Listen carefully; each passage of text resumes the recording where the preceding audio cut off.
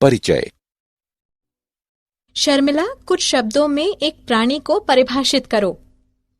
हाँ, प्राणी अधिकतर बहुकोशिक प्राणी जगत या मेटाजोआ के यूकेरियोटिक जीवों के मुख्य समूह होते हैं। शर्मिला, अब मुझे ये बताओ कि प्राणियों को पौधों से क्या भिन्न बनाता है? हाँ, पौधे बहुकोशिक, स्थलीय, अगतिशील, प्रकाश संश्लेषी तथा स्वपोषी होते हैं, जबकि प्राणी गतिशील, परपोषित, बहुकोशिक, जलीय, स्थलीय या वृक्षीय होते हैं। तो आओ अपने इस अध्याय में प्राणी जगत के बारे में विस्तार से चर्चा करें। उद्देश्य। इस पाठ के अंत में आप निम्न करने में सक्षम हो जाएंगे: प्राणी क्या हैं, ये परिभाषित करना, विभिन्न प्रकार के प्राणियों के विषय में जानना, प्राणी जगत के विविध अभिलक्षणों को समझना, संगठन के विविध स्तरों के विषय में जानना, शरीर सम्मिति को समझना, द्विकोरिक तथा त्रिकोरिक संगठन को समझना, प्रागुहा के विषय में जानना, खंडी भवन को समझना, पृष्ठ रज्जु को समझना, प्राणी जगत के विभिन्न वर्गों के विषय में जानना, अकशेरुकियों के विभिन्न अभिलक्षणों को समझना, पोरीफेरा के विभिन्न अभिलक्षणों को पहचानना, सिलेंट्रेटा के विभिन्न अभिलक्षणों को पहचानना, टीनोफोर के विभिन्न अभिलक्षणों को पहचानना। प्राणी जगत। प्राणी जगत में मात्र बहुकोशिक यूकारियोटिक ही सम्मिलित होते हैं। व्हेल तथा विशालकाय स्क्विड स्थूलकाय तथा बहुकोशिक प्राणी हैं। इस जगत द्वारा प्रतिनिधित्व किए जाने वाले महत्वपूर्ण समूह हैं: प्रोटोजोआ, स्पंज, सिलेंट्रेट, कृमि, एनेलिड, ऑर्थ्रोपोड, मोलस्क, मत्स्य, उभयचर, सरीसृप, पक्षी तथा स्तनधारी। प्राणियों की शरीर योजना निर्धारित हो जाती है क्योंकि वे विकसित होते हैं। हालांकि कुछ अपने जीवन में कायांतरण की प्रक्रिया से होकर गुजरते हैं। अधिकतर प्राणी चर होते हैं, अर्थात वे स्वतः तथा स्वतंत्र रूप से गति कर सकते हैं। सभी प्राणी परपोषित होते हैं, अर्थात उन्हें भरण पोषण के लिए अन्य जीवों का अंत ग्रहण करना होता है। प्राणी जगत को निम्न आधार पर वर्गीकृत किया गया है: कोशिकाओं की व्यवस्था, शरीर सम्मिति, प्रागुहा की प्रवृत्ति, पाचन तंत्र का प्रतिरूप, परिसंचरण तंत्र का प्रतिरूप, जनन तंत्र का प्रतिरूप। संगठन का स्तर। एनिमेलिया यानी बहुकोशिकी के सभी सदस्य बहुकोशिक होते हैं। ये सभी कोशिकाओं के संगठन के समान प्रतिरूप का प्रदर्शन नहीं करते हैं। उदाहरण: स्पंज में कोशिकाएं ढीली कोशिका संघात के रूप में व्यवस्थित होती हैं, अर्थात वे संगठन के कोशिकीय स्तर को प्रदर्शित करते हैं। सिलेंट्रेटा में समान कार्य कर रही कोशिकाएं ऊतकों में व्यवस्थित होती हैं। इस प्रकार इसे संगठन का ऊतक स्तर कहते हैं। प्लेटीहेल्मिंथीज में ऊतक अंगों का निर्माण करने के लिए समूहबद्ध होते हैं। प्रत्येक एक विशिष्ट कार्य के लिए विशिष्ट होते हैं। इसे संगठन का अंग स्तर कहा जाता है। एनेलिड, ऑर्थ्रोपोडा, मोलस्क, एकाइनोडर्म तथा रज्जुकी जैसे प्राणियों में अंग कार्यतंत्र का निर्माण करने के लिए एकत्र होते हैं तथा प्रत्येक अंग एक विशेष कार्य करता है। इसे संगठन का अंग तंत्र का स्तर कहा जाता है। प्राणियों के विभिन्न समूहों के अंग तंत्र विविध प्रकार की जटिलताओं को प्रदर्शित करते हैं। एक पूर्ण प्राचन तंत्र में 2 द्वार होते हैं: मुख तथा गुदा। उदाहरण के लिए प्लेटीहेल्मिंथीज के पाचन तंत्र में शरीर के बाहर की ओर एकल मुख द्वार होता है जो गुदा के रूप में कार्य करता है तथा इस प्रकार इसे अपूर्ण कहते हैं। परिसंचरण तंत्र दो प्रकार के हो सकते हैं। खुले प्रकार में रक्त का बहाव हृदय से सीधे बाहर भेजा जाता है तथा कोशिका एवं ऊतक इसमें डूबे रहते हैं। बंद परिसंचरण में रक्त का संचार हृदय से भिन्न भिन्न व्यास की वाहिकाओं के द्वारा होता है। उदाहरण धमनी, शिरा तथा कोशिकाएं। सम्मिति। प्राणियों को उनकी सम्मिति के आधार पर भी श्रेणीबद्ध किया जा सकता है। असम्मिति, अरीय सम्मिति, द्विपार्श्व सम्मिति। स्पंज मुख्यतः असम्मिति होते हैं, अर्थात किसी भी केंद्रीय अक्ष से गुजरने वाली रेखा इन्हें दो बराबर भागों में विभाजित नहीं करती। जब किसी भी केंद्रीय अक्ष से गुजरने वाली रेखा प्राणी के शरीर को दो समरूप भागों में विभाजित करती है तो इसे अरीय सम्मिति कहते हैं। सिलेंट्रेटा, टीनोफोर तथा एकाइनोडर्म में इसी प्रकार की शरीर योजना होती है। एनेलिड, ऑर्थोपोडा जैसे प्राणियों में शरीर दो समरूप दाएं एवं बाएं भाग में बांटा जा सकता है। इनमें केवल एक ही अक्ष होता है, वो द्विपार्श्व सम्मिति का प्रदर्शन करता है। द्विकोरिक तथा त्रिकोरिक संगठन। जिन प्राणियों में कोशिकाएं दो भ्रूणीय स्तरों में व्यवस्थित होती हैं, एक बाह्य एक्टोडर्म अर्थात बाह्य त्वचा तथा एक आंतरिक एंडोडर्म अर्थात आंतरिक त्वचा, वे द्विकोरिक प्राणी कहलाते हैं। उदाहरण सिलेंट्रेटा।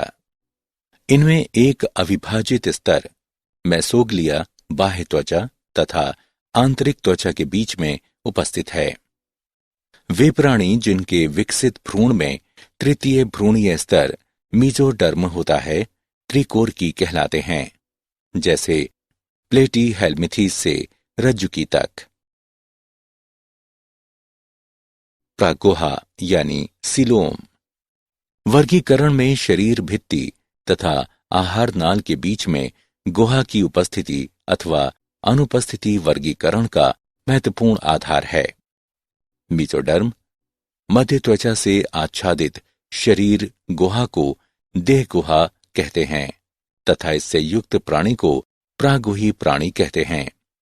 उदाहरण एनेलिड, मोलस्क, ऑर्थोपोडा, एकाइनोडर्म, हेमीवफॉर्डिड तथा कॉडेट। कुछ प्राणियों में ये गुहा मीसोडर्म से आच्छादित नहीं होती, बल्कि मध्य त्वचा यानी मीजोडर्म बाह्य त्वचा एवं अंतः त्वचा के बीच बिखरी हुई थैली के रूप में पाई जाती है।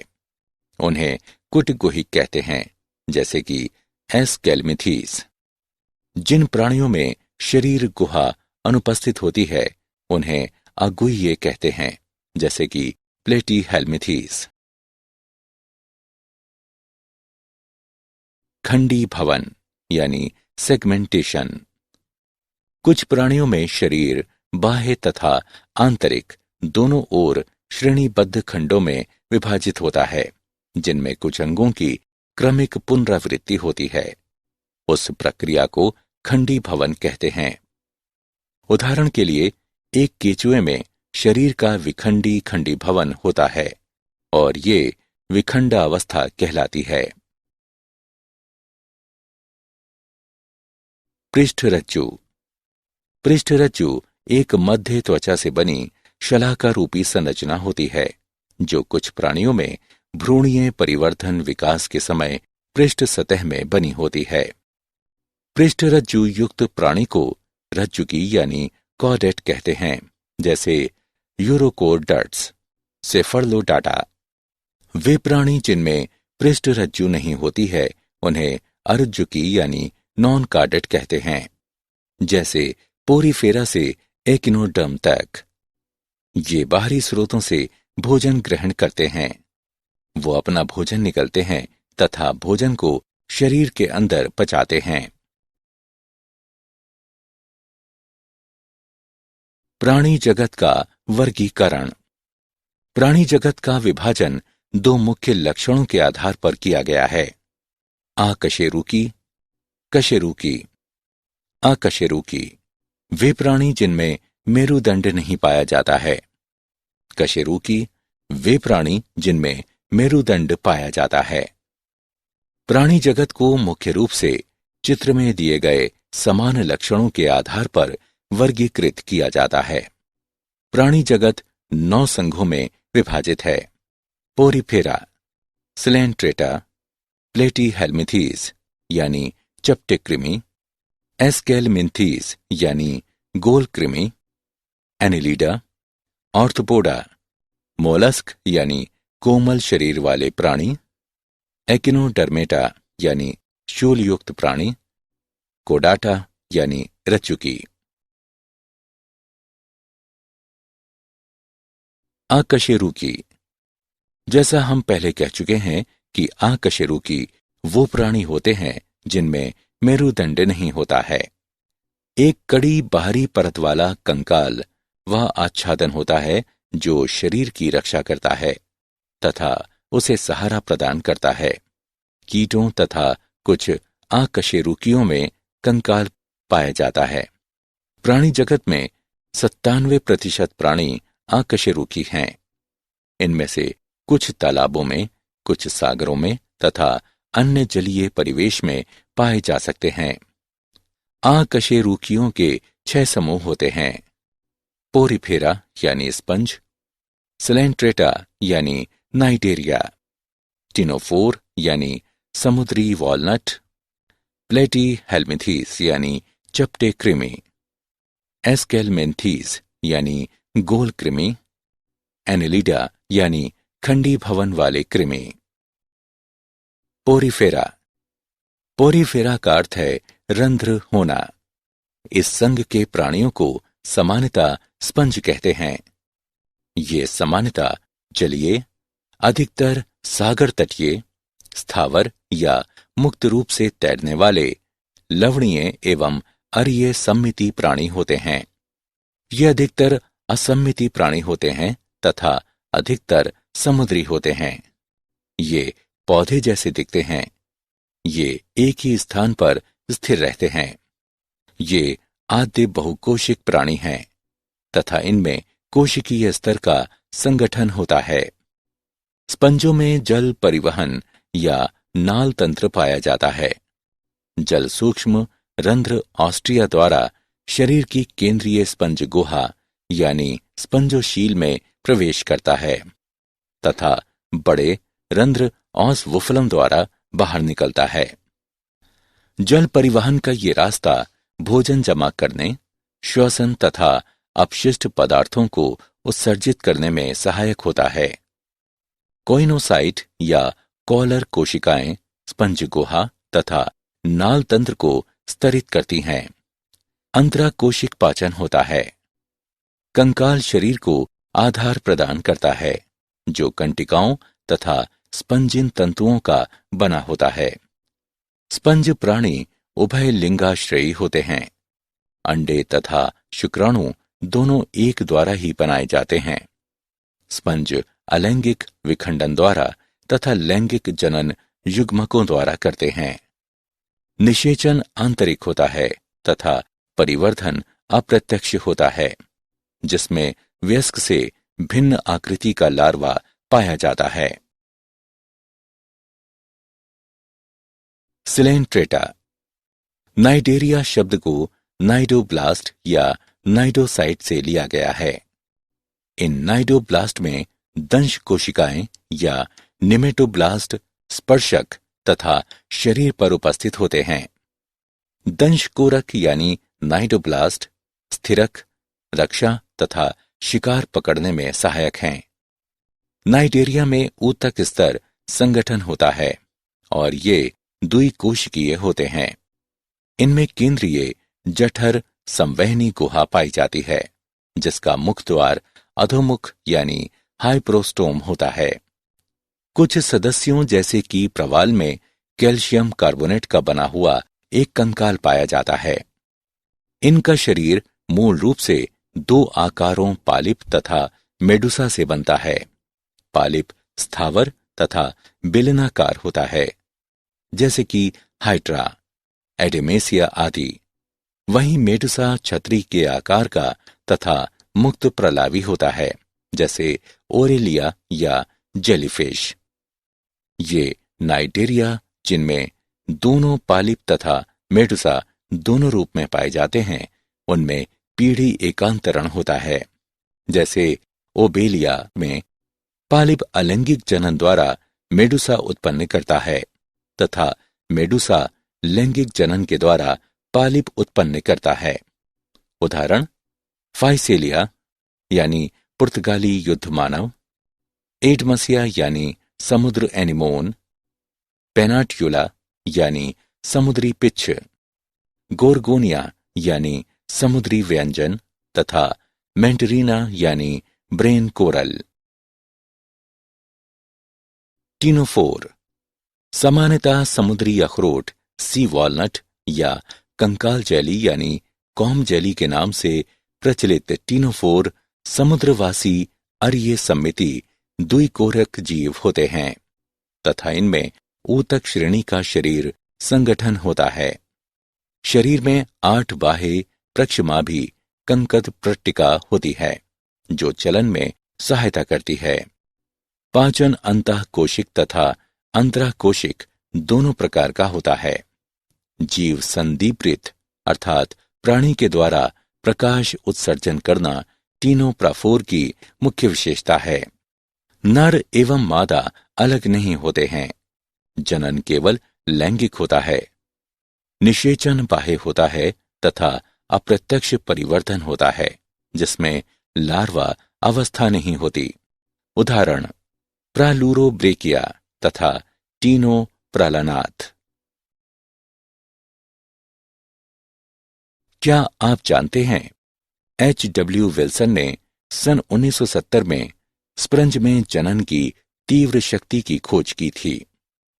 रॉबर्ट ग्रांट ने पोरीफेरा शब्द का सृजन किया। ल्यूकार्ट ने सिलेंट्रेटा शब्द दिया। सिलेंट्रेटा को उनके नाइडोब्लास्ट की उपस्थिति की वजह से नाइटेरिया भी कहा जाता है। सारांश। आइए हमने जो कुछ सीखा है उसे संक्षेप में दोहराएं। आधारभूत विशेषताओं जैसे कि संगठन का स्तर, सम्मिति, कोशिका संगठन, प्रागुहा, खंडीभवन, पृष्ठरज्जु आदि हमें प्राणी जगत को वर्गीकृत करने में सक्षम करते हैं। कई अन्य विशेष अभिलक्षण हैं जो कि प्रत्येक संघ में बताए गए हैं। जल की सतह पर तैरने वाले प्राणियों या जीवों को प्रालवक कहते हैं। एनेलिडा तथा ऑर्थोपोडा के अतिरिक्त मध्यवयता कॉर्डेटा में भी पाई जाती है। संगठन के आधार पर प्राणियों को प्रोटाजोआ तथा मेटाजोआ में समूहबद्ध किया जाता है। जिन प्राणियों में सुस्पष्ट पाचन गुहिका होती है, वे एंटरोजोआ में सम्मिलित होते हैं। एक प्रागुहा प्रालेटी हेल्मिथीस तथा नेमाटोडा से अनुपस्थित होती है। एक प्रागुहा एनेलिडा के विकास के चरण में सर्वप्रथम प्रदर्शित हुई थी। प्रागुहा मीसोटर्म द्वारा आच्छादित होती है। त्रिकोरिक प्राणियों के लिए शरीर गुहा को प्रागुहा कहा जाता है। ब्लास्टोकोल से उत्पन्न प्रागुहा को कूटगुहिक कहते हैं। कूटगुहिक के साथ वाले प्राणी समूह को एस्केल्मिथिस कहते हैं। प्रागुहा एस्टोडर्म तथा एंडोडर्म के मध्य गुहिका होती है तथा शरीर की भित्ति दोनों ही ओर से मीजोडर्म से आच्छादित होती है। मीजोडर्म के फैलने से उत्पन्न प्रागुहा को शिजोकोल कहते हैं। हेमकोल ऑर्थोपोडा में उत्पन्न होता है। एक एंट्रोकोलोमेंट आकशेरुकी समूह को एकाइनोडर्माटा कहते हैं। प्रागोही प्राणी जहां ब्लास्टोपोर गुदा में परिवर्तित होता है, वे ड्यूटोरेस्टोमेट होता है। अरीय समिति सिलेंट्रेटा तथा एकाइनोडर्माटा में उत्पन्न होती है। अरीय समिति बहुधा उन प्राणियों में परिलक्षित होती है जिनमें जीवजात स्थानबद्ध प्रवृत्ति के होते हैं। मध्य अवैता एनिलिडा का अभिलक्षण होता है। पोरीफेरा में वे बहुकोशिक प्राणी सम्मिलित होते हैं जो संगठन के कोशिक स्तर को प्रदर्शित करते हैं तथा जिनमें आद्य बहुकोशिक अभिलक्षण होते हैं। स्पंज द्विकोरिक होते हैं तथा श्वसनी, उत्सर्जनी, परिसंचरण तंत्र तथा तंत्रिका कोशिकाओं से बने होते हैं। स्पंज में नाल तंत्र पाया जाता है। एक स्पंज में सभी नालों के लिए एक सामान्य प्रकोष्ठ को जठराभ गुहा कहा जाता है। पोरीफेरा में सरलतम प्रकार का नाल तंत्र एस्कन प्रकार है। शरीर की मध्य त्वचा पोरीफेरा में मेसोग्लिया कहते हैं। पोरीफेरा का वर्गीकरण कंटिकाओं पर आधारित है। सिलेंट्रेटा में स्पर्शक तथा नाइडोप्लास्ट होते हैं। ये अधिकतर समुद्री स्थावर अथवा मुक्त तैरने वाले प्राणी होते हैं। नेमाटोसिस्ट स्थिरक, रक्षा तथा शिकार पकड़ने में सहायक होते हैं। वे स्पर्श से सक्रिय होते हैं। नेमाटोसिस्ट में उपस्थित विषैला द्रव्य हाइप्रोटॉक्सिन होता है। नेमाटोसिस्ट में हाइड्रा निष्कासन शिकार के संपर्क तथा छेद करने की प्रतिक्रिया के फलस्वरूप होता है।